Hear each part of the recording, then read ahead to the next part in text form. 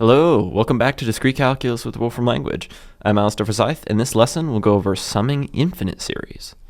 So something we didn't really address in the last video is that when a mathematician uses sigma notation, it is most often used to sum the elements of an infinite series.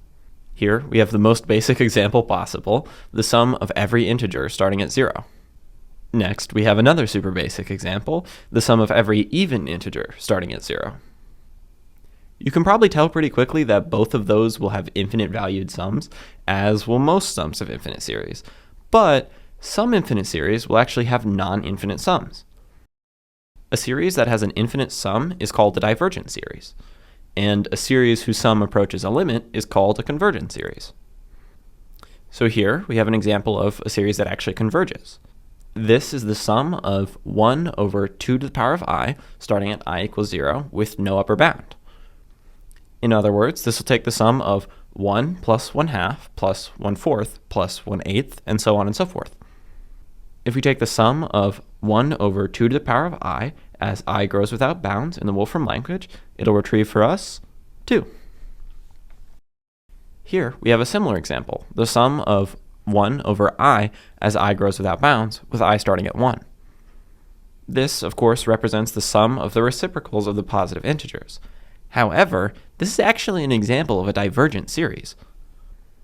As you can see, when we evaluate that sum in the Wolfram language, it returns to us an error that the sum doesn't converge.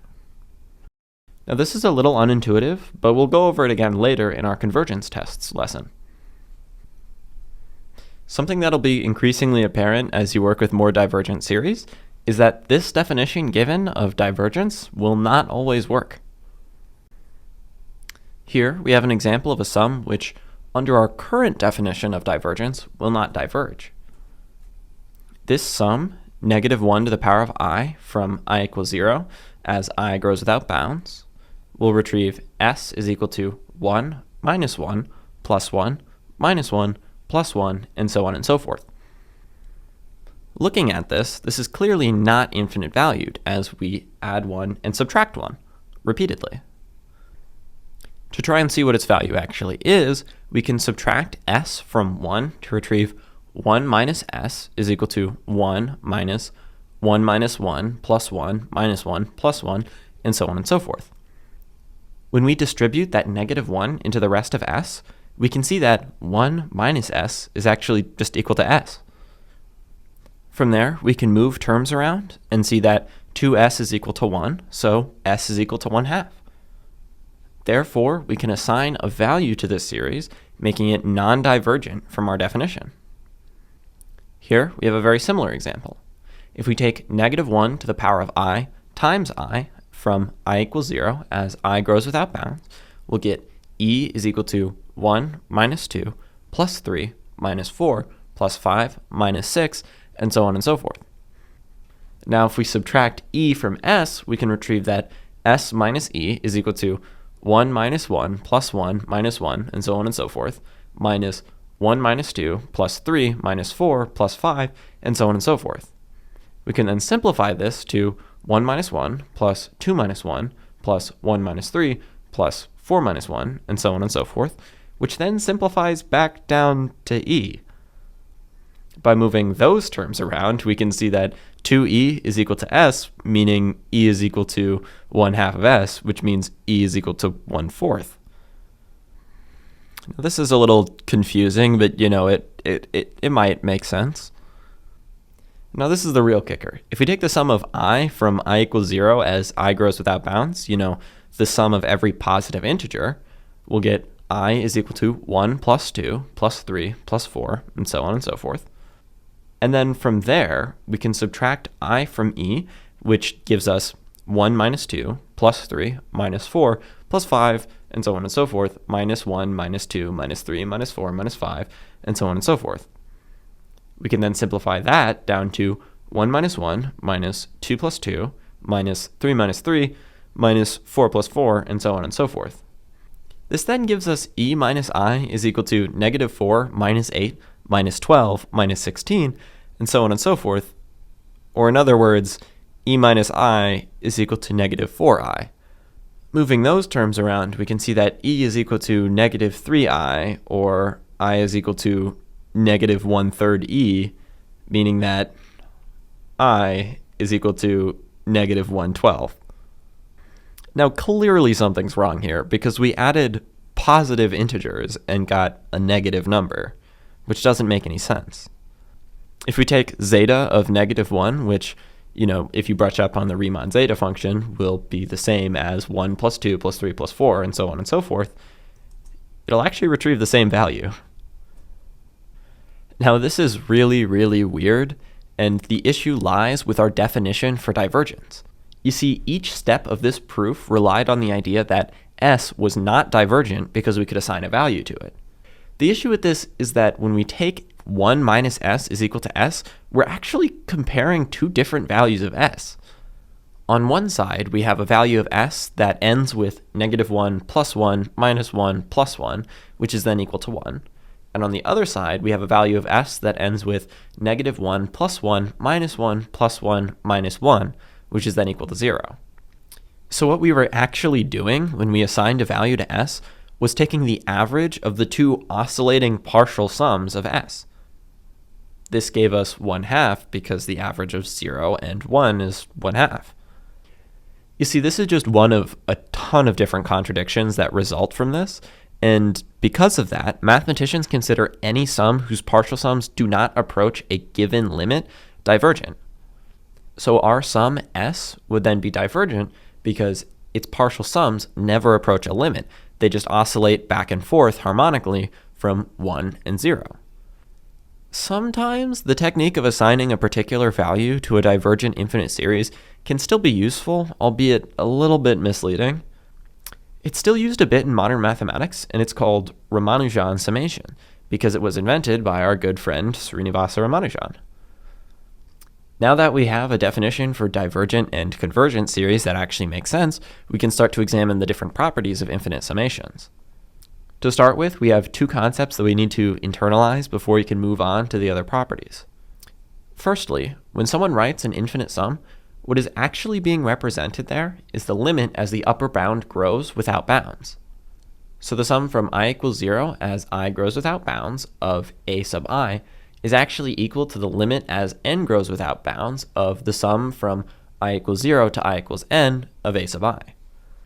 Now if you think about it, this is actually the property that allows us to categorize series by convergence, as it assigns the value of an infinite series to the limit of its partial sums. Secondly, to examine these properties, we have to add another term to our vocabulary. Now for a given sum, let's say I is equal to 0 as I grows without bounds of a sub I, that sum is said to converge absolutely if and only if the sum of the absolute values of a sub I converges to the same value as a sub I. On the other hand, if a sum converges but is not converging absolutely, then it's called conditionally convergent. An example of a conditionally convergent series could be the sum from I equals 0 as I grows without bounds of negative 1 to the power of I divided by I. Well, I don't have this written out here. That sum will actually converge to the natural log of 2. However, if we take the absolute value of each of those elements, we'll get the sum of 1 over I, meaning it'll diverge. Therefore, the sum of negative 1 to the power of I divided by I will converge conditionally. Now, we can use these two ideas to redefine our properties from the last video. So for an infinite sum, let's say the sum of a sub I, the distributive property of multiplication holds, but only when the sum of a sub I converges absolutely. Similarly, the associative property for addition holds, but only when both sums converge absolutely. In other words, the associative property for addition for infinite sums states that if the sum of a sub I converges absolutely to big A, and the sum of b sub I converges absolutely to big B, then the sum of a sub I plus b sub I converges absolutely to big A plus big B. To close us off, we have the fundamental principle of multiple sums, which says that absolutely convergent sums over two or more indices can always be summed first with respect to either one of those indices. Now this is much less general, But if we apply infinite sums to power series, we can see a new property unfold. If a function is analytic, then there will exist a corresponding power series that converges to the original function. Some examples of analytic functions include polynomial-valued functions, trigonometric-valued functions, or exponential-valued functions of the form a to the power of x. As a result of this, if we take successive approximations as a power series of sine of x becomes an infinite series, we can observe them converging to sine of x. First, we define a function of a power series with degree n of sine of x. Here, we're just using the standard definition for a power series of sine of x. Then, we can plot that as the degree goes from 3 to 10 to 10,000. As we can see here, the sums with degree 3 and degree 10 both diverge pretty quickly. However, the sum with degree 10,000 seems to look a lot more like the sine function. Similarly, if we take a table with approximations of degree 10 to the power of n as n increases, we can see that once n is equal to around 1,000, it's pretty hard to distinguish from the normal sine function. To cap this off, we can ask the Wolfram language for our power series with infinite degree and see that it will return the sine of x. Because they are also analytic functions, we can do the same process with polynomial-valued functions. To start with, I take f of x as a random polynomial with a maximum degree of 10, but I have no idea what this polynomial actually is. Then we use this snippet of code taking a table of a power series as the degree goes from 0 to 10 to look at successive approximations of f of x. Similarly, we can see that the first couple approximations don't really look right, but they all seem to be in the same range once you get to a higher value of n. To take a look at what the original function looks like, we can just plot that out from x is equal to negative 10 to x is equal to 10. And then finally, we can compare that to our power series when the degree is 100. As you can see, the two are virtually indistinguishable, because they are indistinguishable. You see, both of these examples work because the function the power series represents is infinitely differentiable, allowing for approximations using infinite series. As n grows without bounds, the nth derivative of a polynomial will be statically 0, as the derivative of 0 is 0. Similarly, as n grows without bounds, the nth derivative of a sinusoidal function will change the ending curvature of the partial series, making each successive approximation a little bit closer to the original function.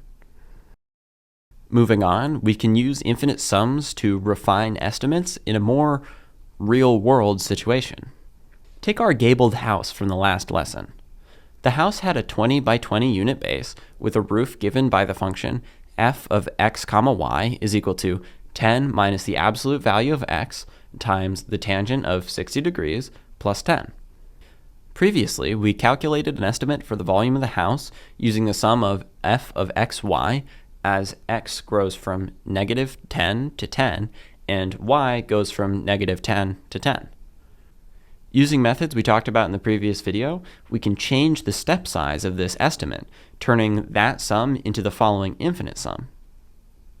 This gives us our estimate as the limit as n grows without bounds of the sum of f of the difference in x minus 10, comma, the difference in y minus 10, times the difference in x times the difference in y, as x goes from 0 to n and y goes from 0 to n.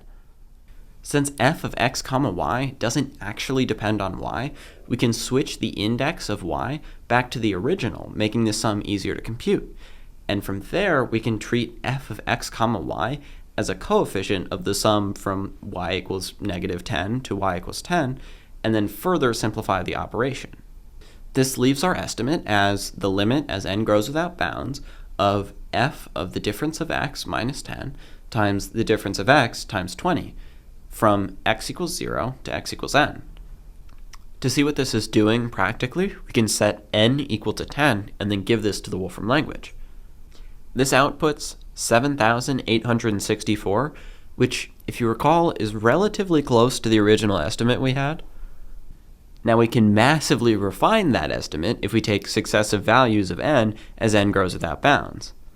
Here we can see as n is equal to 1, we have an estimate of around 8,000, which is off by a whole bunch.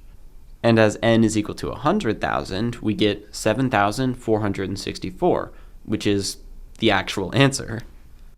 This shows us how, as n grows without bounds, the estimate seems to approach the exact volume.